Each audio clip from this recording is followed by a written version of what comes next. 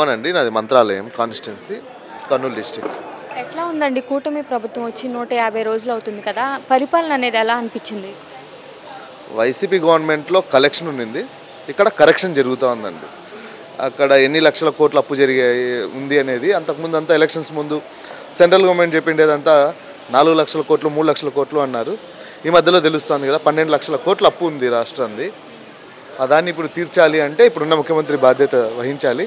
దానికోసమే పెట్టుబడుల కోసం నారా లోకేష్ గారు 1,50,000 కోట్లు సాఫ్ట్వేర్ కంపెనీలు అన్నీ తీసుకొని వస్తున్నారు.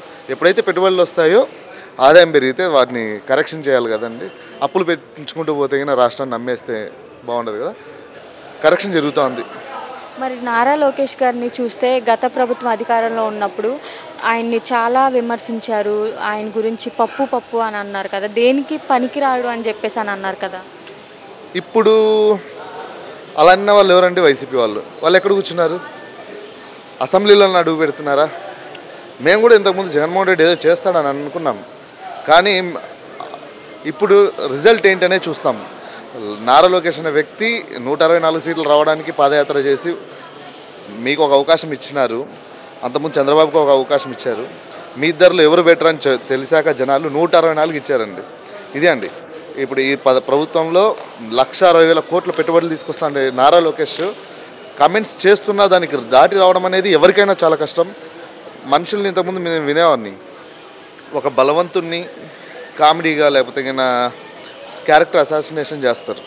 దాన్ని దాటి ఇంత పైకి రావాలి అంటే చాలా నేర్చుకున్నారండి ఆయన. ఇంకా వస్తారు, ఇంకా బాగా అవుతారని నేను నమ్ముతున్నానండి. మరి ఈ 150 రోజుల్లో చూసుకుంటే అసలు ఎటువంటి మార్పులు అనేది మీరు గమనించారు? ఇప్పుడు జగన్మోహన్ రెడ్డి వస్తానే ఇసుకని బ్యాన్ చేశారు. అప్పట్లో ఫ్రీ ఇసుక అనేది లేదు. ఆ ఫ్రీ ఇసుక వల్ల ఎంతమంది డిపెండ్ అవుతారో అంటే భవన కార్మికులు, పెయింట్ షాప్ వాళ్ళు, సిమెంట్ షాప్ వాళ్ళు, ఐరన్ అమ్మేవాళ్ళు,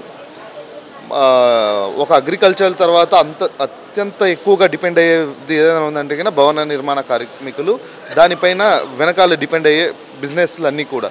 వీటన్నిటినీ ఆపాలి అంటే ఇసుక ఒకటే దొరకకుండా చేస్తే చాలు. అది ఇప్పుడు ఎక్కడిపోయినా మీరు మా ఏరియాలో అయితే 1000 రూపీస్కి ట్రాక్టర్ ఇసుక దొరుకుతూ ఉందండి. సో ఇప్పుడు అందరికీ వర్క్ దొరుకుతూ ఉంది. అలాగే ఈసారి వర్షాలు కూడా బాగున్నాయి. కంపేర్ చేసుకుంటే ఇంతకుముందు వైసీపీ గవర్నమెంట్ లాస్ట్ ఇయర్ ఎలా ఉన్నిందో దానికి దీనికి కంపేర్ చేస్తే ఇప్పుడు అందరికి ఎంప్లాయ్మెంట్ చాలా బాగా దొరుకుతూ ఉంది. ఒక మాటలో ఏం చెప్తారండి కూటమి ప్రభుత్వం గురించి? 150 రోజులే అండి. మేము ఇప్పుడు టీడీపీ పార్టీలో ఉన్నాం కదా అని పొగలేం, కానీ మంచి పేరు మళ్ళీ ఇంకో 30 సంవత్సరాలు ఇలాగే ఒక పార్టీ ఉండాలి అంటే అభివృద్ధి చేయాలి. పథకాలు అనే దానికంటే అభివృద్ధికి నేను సపోర్ట్ చేస్తానండి. Thank you. నా పేరు Sirla Ashok Kumar, unit incharge Palakonda constituency. కూటమి ప్రభుత్వం వచ్చి 150 రోజులు అవుతుంది కదండి, పరిపాలన అనేది ఎలా అనిపించింది? చాలా బ్రహ్మాండంగా ఉందండి. సామాన్యులకు అందుబాటులో ఉంది ప్రభుత్వం. ఇది ప్రజా ప్రభుత్వం అండి. అసలు ఈ 150 రోజుల్లో ఎటువంటి మార్పులు అనేది గమనించారు? ఇప్పుడు గతంలో అయితే రోడ్లు చూస్తే గుంతలమయం, నిరుపేదలకు పొట్ట చేత పట్టుకొని వేరే రాష్ట్రాలకి వలస వెళ్ళేవారు. ఈరోజు ఇసుక విధానం ఫ్రీ అవడం వలన నిరుపేదలు చక్కగా పనిపాటు చేసుకుని బతుకుతున్నారు. కాబట్టి అందరూ హ్యాపీగా ఉన్నారు. మరి జగన్ వచ్చేసి చంద్రబాబు నాయుడు గారు కనీసం సూపర్ 6 పథకాలు కూడా అమలు చేయలేకపోతున్నారు అని చెప్పేసి అని అంటున్నాడు కదా. బడ్జెట్ నిల్లు చదువుకున్న వాళ్ళందరూ కూడా ఇంచుమించు విషయం తెలిసే ఉంటుంది. ఇదంతా గాడిలో పెట్టడానికి కనీసం ఒక 6 months టైం పట్టుద్ది అన్నారు పెద్ద ఆయన.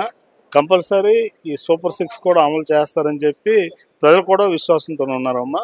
జై జన్మభూమి, జై చంద్రబాబు నాయుడు. Thank you. మీ పేరు? నా పేరు Mahesh Naidu, civil supplies corporation director. ఎట్లా ఉందండి కూటమి ప్రభుత్వం వచ్చి 150 రోజులు అవుతుంది కదా, పరిపాలన అనేది ఎలా అనిపించింది? ఈరోజు దేశంలోనే ఏపీ సైడు చూసేటువంటి పరిస్థితి ఏర్పడింది. ఎందుకనంటే గౌరవనీయులైన చంద్రబాబు నాయుడు గారి పరిపాలనా విధానము, ఆయన చేపట్టిన సంక్షేమ కార్యక్రమాలు, అదేవిధంగా ఆయన ఏవైతే సంక్షేమ పథకాలు ప్రజలకు ఇస్తానన్నాడో అవి ఇచ్చుకుంటూ అభివృద్ధి చేయడంతో పాటు ఈ స్కీమ్స్లను తీసుకురావడంలో సమపాలనలో చేసుకుంటూ అభివృద్ధి చేస్తున్నాడు. ఏపీలో అభివృద్ధి దిశగా దూసుకుపోతుందని చెప్పి మా అభిప్రాయం. మరి జగన్ చూస్తే కనీసం చంద్రబాబు నాయుడు గారు సూపర్ 6 పథకాలు కూడా అమలు చేయలేకపోతున్నాడు అని చెప్పేసి అని అంటున్నారు కదా. జగన్మోహన్ రెడ్డి ఎవరో నాకు సరిగ్గా గుర్తులేదండి. ఇప్పుడు ఇంతకుముందు సీఎంగా ఉన్నారని తెలుసు. ఎందుకంటే అసెంబ్లీకి రాని అటువంటి పనికిమాలిన వ్యక్తులు కూడా మళ్ళా ప్రజల గురించి మాట్లాడడం తప్పు.